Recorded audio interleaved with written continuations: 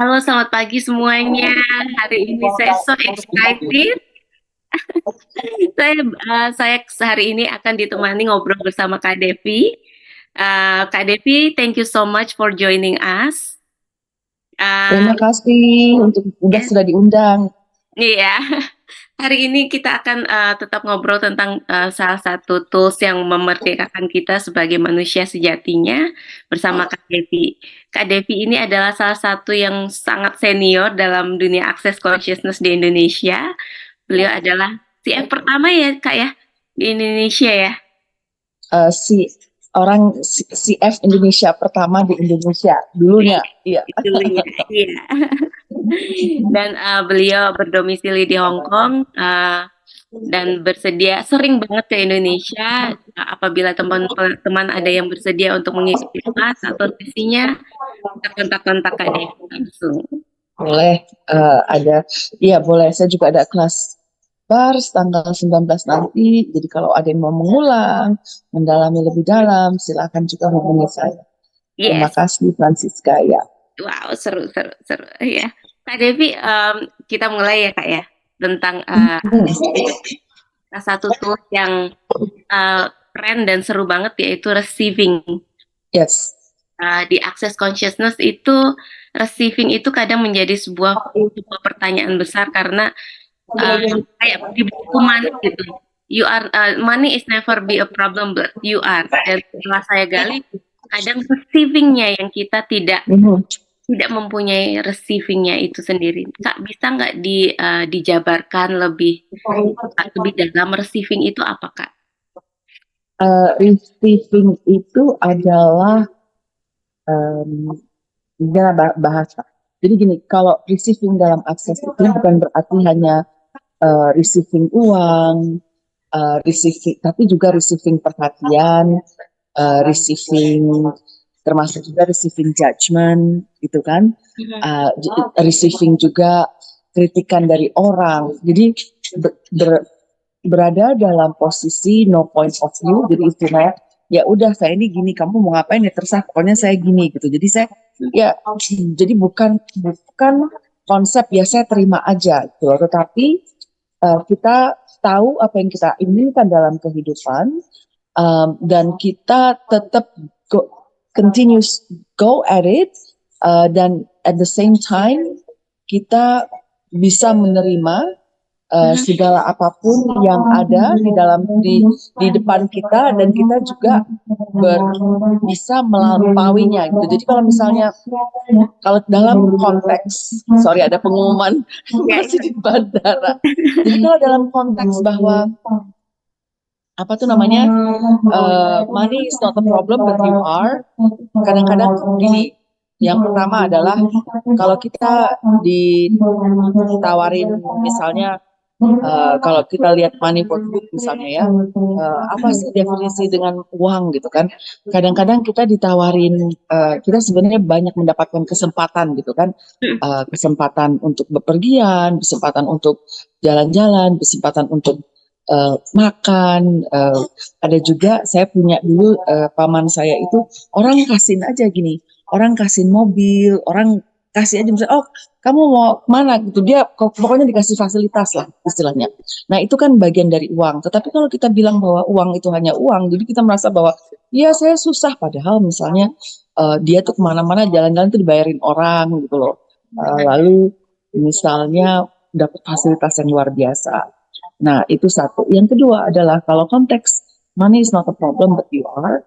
Ini konsep, konteks ini juga adalah bahwa kita itu terlalu banyak point of view sehingga kita tidak, istilahnya kita tidak berusaha, kita tidak membuka jalan kita sendiri gitu loh. Jadi kita berpikir bahwa ya uang ini susah gitu. Padahal kalau kita mau kreatif gitu ya, mengkreasikan sesuatu itu ada jalannya gitu. Tapi karena kita, iya sih sebenarnya saya bisa, tapi masa sih kayak gini nanti saya dikatain orang apa gitu kan, nanti saya dibilangin orang apa gitu kan. Nah, karena kita bilang bahwa berarti kita tidak bisa mereceive kritikan orang atau pandangan orang terhadap orang lain, terhadap kita. Nah, kalau kita tidak bisa menerima, kita tidak tahan terima kritikan orang lain, otomatis justru kita hidup kita itu dikontrol oleh orang lain, Yes. ya kan? Karena yes, follow up questions. Wah, jadi receiving itu termasuk receiving yang kita rasa enak dan kita rasa tidak enak. Tapi ketika kita Betul, receive, artinya kita bersedia dikontrol. ya. Makanya kalau di akses itu ada clearing out of judgment, out of concentricity, out of kayak gitu kan. Jadi istilahnya bahwa ya udah orang lain mau ngomong apa terserah aja, but you know who you are, you know where you go, you know what you like to create in your life, dan kita tetap usahakan yang itu yang kita mau gitu loh. Jadi nggak gampang istilahnya nanti orang bilang kayak gini, karena kita tidak bisa menerima judgment dari orang lain. Nah, itu. Nah, Kak, pertanyaan yang waktu itu saya tanyakan adalah ke PF lain, apa ciri-ciri kita tuh nggak receiving, Kak?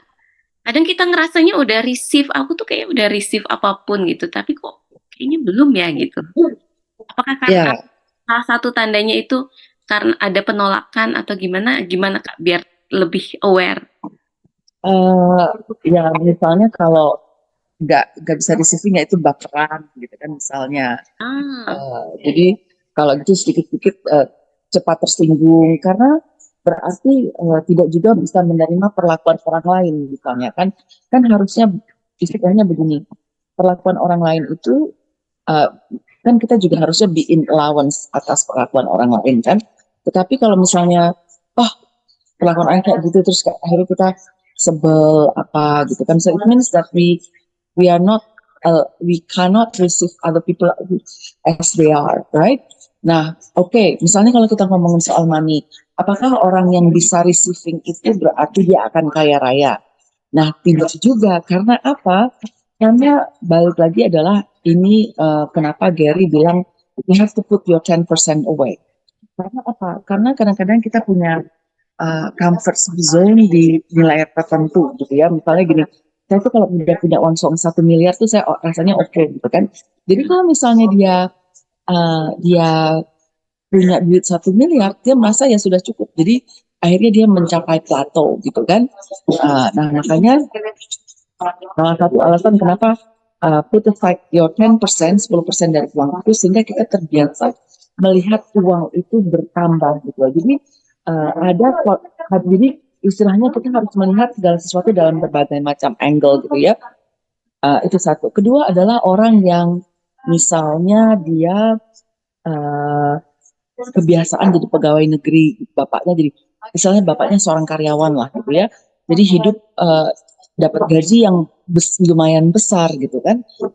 Jadi dapat gaji yang jadi hidup berkecukupan, tidak berkekurangan, dan hidup tuh konstan gitu ya. Nah itu juga merasa bahwa uh, ya udah gitu ya begini memang begini gitu, jadi tidak ada rasa untuk memiliki lebih gitu. Makanya istilahnya kreativitas atau mengkreasi ya, daya kreativitas kita itu amat sangat penting, cuma terkadang kita terbiasa oleh cara hidup tertentu sehingga itu tidak tergali. Makanya kalau kita ngomongin akses ya, kalau dalam bahasa sehari-hari kreativitas, tapi kalau kita ngomongin bahasa akses selalu dibilangin what would you like to create in your life, what would you like to create today, ya kan. Jadi selalu di apa tuh namanya, istilahnya selalu kita diingatkan bahwa kita itu adalah makhluk yang senang meng-create sebenarnya. Cuma karena pendidikan orang tua, nah makanya ini juga sangat penting, pendidikan orang tua, culture, kebudayaan, sehingga kita tuh biasa menjadi orang gajian dan happy aja menjadi orang gajian kan. Nah gitu, jadi istilahnya it doesn't mean that people who knows how to receive, yang berisik pasti dia kaya raya. Enggak juga, tergantung bagaimana relationship dia dengan uang dan bagaimana dia melihat uang gitu loh. Um, Tetapi yang jelas orang yang tidak bisa eh, istilahnya, tapi begini ya, yang pertama adalah uang itu kan mengikuti joy istilahnya. Karena kalau kita kalau kita joyful, lalu vibrasinya kan tinggi, Yes. and then you attract a lot of things, good things kan, karena banyak orang yang ingin menjadi, I like to be part of your world because you are so much fun. Makanya kalau diakses itu kan biasanya iklannya tuh orang, oh I'm doing this, I'm doing that, gitu. Look at me, I'm doing this, I'm doing that, ya kan. Jadi orang, oh ya aku mau lo hidup seperti dia, gitu kan. Nggak ada kan orang yang bilang, aku mau deh hidup sama kamu, soalnya kamu kelihatannya sengsara banget, gitu kan. Kan nggak ada ya. Nah, karena itu, so money follow joy. Tetapi bisa saja orang joy itu, makanya ada dua hal. One is about money, one is about abundance. Feeling abundant is a state of mind. Jadi kalau misalnya yang orang bilang state of mind, jadi ada yang bilang abundance, karena abundance itu adalah it's your being, you being abundant in your life. You don't feel lacking, ya kan?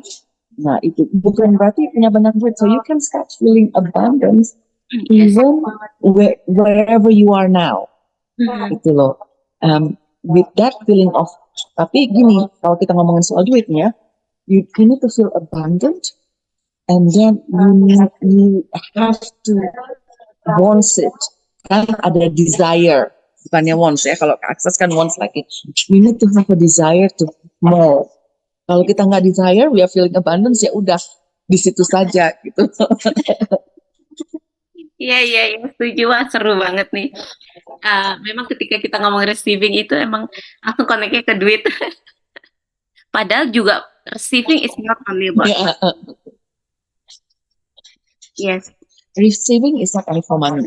Jadi kalau kita bilang ya, misalnya gini, orang cuma bilang duit ya, tetapi istilahnya kalau kita ngomongin asetnya, aset itu kan juga bisa hubungan baik, ya kan? Istilahnya gini, uh, Siska punya teman baik itu berapa banyak? And then you can actually see ya, okay, yang dari teman baik itu di mana yang bisa kolaborasi, yang bisa menciptakan duit, ya nggak? Tetapi kan kadang-kadang kita tidak melihatnya seperti itu, ya kan? Oke, saya punya keluarga ABCD. Jadi bukannya pemanfaatan, tapi istilahnya gini, what can I be or do? Collaborate with them supaya menciptakan kehidupan yang lebih besar lagi untuk kita bersama, gitu kan?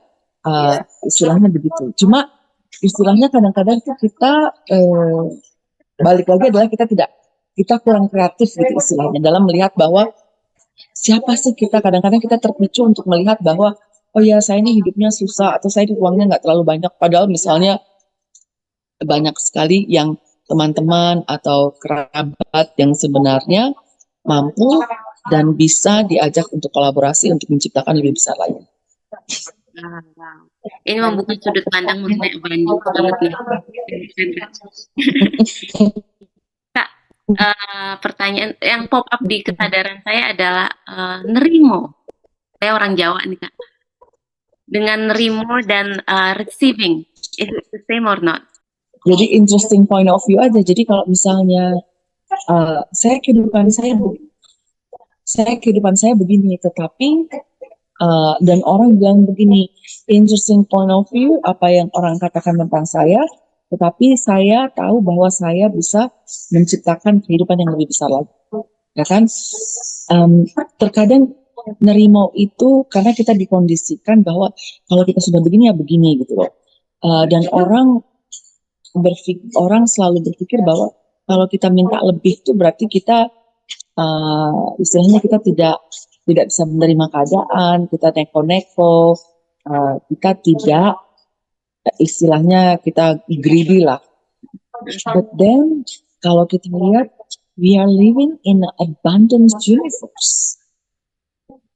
Dan istilahnya kalau misalnya kita bilang alam semesta nggak bilang, kayaknya di hutan ini udah kebanyakan pohon deh, jangan taruh pohon lagi, pohonnya jangan tumbuh di sini deh, gitu kan.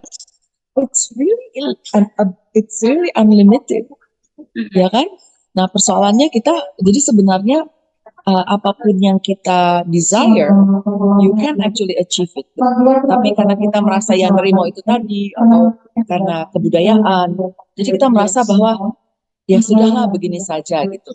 Jadi istilahnya begini, suatu hal yang saya pelajari dulu bahwa semua itu mungkin, tetapi kita kesadaran kita aja belum nyampe. Jadi sebenarnya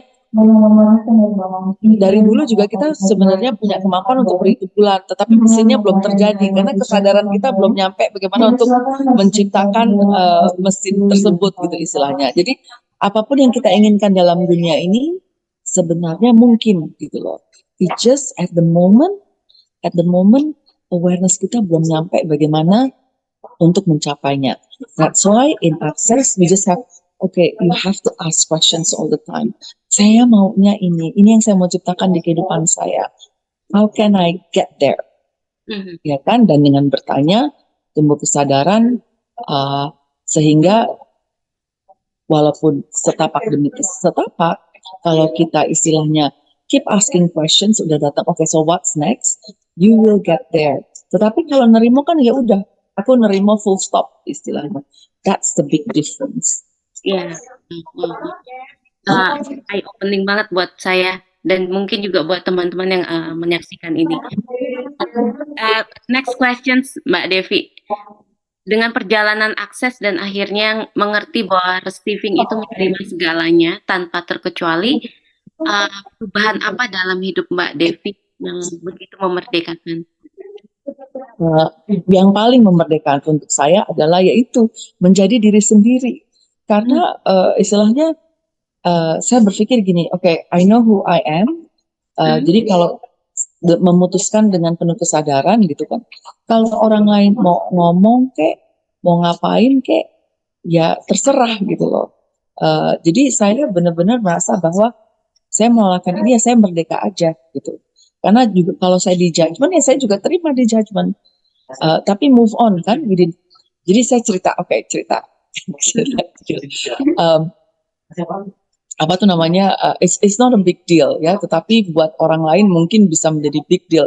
Jadi kemarin ini saya menjadi MC di acara Kongres Diaspora Indonesia. Jadi kira-kira ada 1.000 orangan lah ada di dalam ruangan. Nah cuma waktu jadi panggungnya tinggi apa segala macam, pas saya datang ke atas gitu ya, lalu karena juga panitianya tuh mungkin banyak perubahan, last minute perubahan. Untungnya kita orang akses, oke, suruh ini ya, oke, suruh ini ya, oke. Jadi pas di depan panggung tuh kertasnya catatannya banyak banget gitu kan. Udah gitu nggak ketemu. Jadi pas gini, aduh kertasnya nggak ketemu. Terus saya bilang gini, bentar ya Pak, saya cari dulu kertasnya yang mana di depan panggung relay di YouTube gitu ya. Terus ditepukin sama orang gitu kan, ada yang mulai tepukin. Tapi saya bilang aja gini, terima kasih atas tepukannya. So I just receive it gitu kan. Kalau orang lain biasanya, wah aku ditepukin, diketawain apa segala macam kan, malah jadinya kan biasanya udah langsung jiper down duluan kan. Just aku ditepukin, terima kasih tepukannya. Bentar ya Pak, aku cari dulu notesnya yang mana. Wah, seru, seru, seru. Dan tapi sesudah kelar acaranya malah orang datang, wah Mbak Devi luar biasa ya MC-nya gini-gini. So they forgot about the part that saya actually saya lupa cari-cari kertas gitu, karena mereka melihat bahwa ya nyantai aja dengan keadaan itu, masih bisa membawakan diri, tidak terpengaruh, masih tetap confident gitu kan. Nah itu jadi ya gitu, di depan 1.000 orang terima aja ya sudah. Jadi memang belajar akses itu memerdekakan kita dari rules of me karena memang kita receiving all of the things. So we Ya, just move on and go on. all the good and all the bad, exactly. Ya. Thank you banget, Mbak. Semoga ini menjadi inspirasi untuk kemerdekaan Indonesia yang ke-78. Mari kita merdeka terhadap rasa bersalah diri, terhadap Ya, judgement dari orang lain, judgement terhadap diri kita sendiri itu juga seringkali yang menjadi kita tidak berkembang dan melihat kita sebagai sejatinya kita. ya. Nah itu justru paling parah itu judgment terhadap diri sendiri. Karena kadang-kadang either you go to beyond. Jadi istilahnya gini, kita tuh either we flight, fight, or froze, ya kan? Jadi kalau kita menghadapi sesuatu, apakah kita lari, apakah kita berantem, ya kan? Apakah kita froze? Akhirnya kita tetap di tempat, gitu loh. Kalau kita fight berarti kita react and resist, ya kan? Kalau kita terima berarti we align. Kalau kita froze, jadinya kita tidak berkembang. Nah itu. Jadi intinya adalah makanya diakses salah satu tools yang luar biasa adalah kalau kita melakukan sesuatu, how does it get any better than this? Dan lalu tanya what's right about this that I'm not getting, ya kan? Intinya adalah sebenarnya kalau saya selalu berpikir bahwa itu sama aja dengan perkataan bahwa oh pastilah ada silver liningnya gitu kan. Nah tetapi daripada nunggu udang di balik bakwan ya, kita tanya, oke, kasih saya sekarang tahu sih apa silver liningnya. Jadi, nah setelah kita dapat silver liningnya, then move on. Gitu loh. Jadi jangan sampai, iya ya, tapi gimana ya, gini. Akhirnya dipikirin baperan, tidak maju-maju. Yes. Wow, thank you banget Mbak Devi. Ini masih pengen ngobrol banyak, tapi waktunya sudah habis. Iya, betul. Thank you so much. Have a safe flight. Suatu Terima saat kasih. semoga kita ketemu in person. Yes, one day. Will do. Terima kasih, Siska. Saya Bye-bye. Terima kasih semua. Mbak Devi, bye. Bye. Thank you.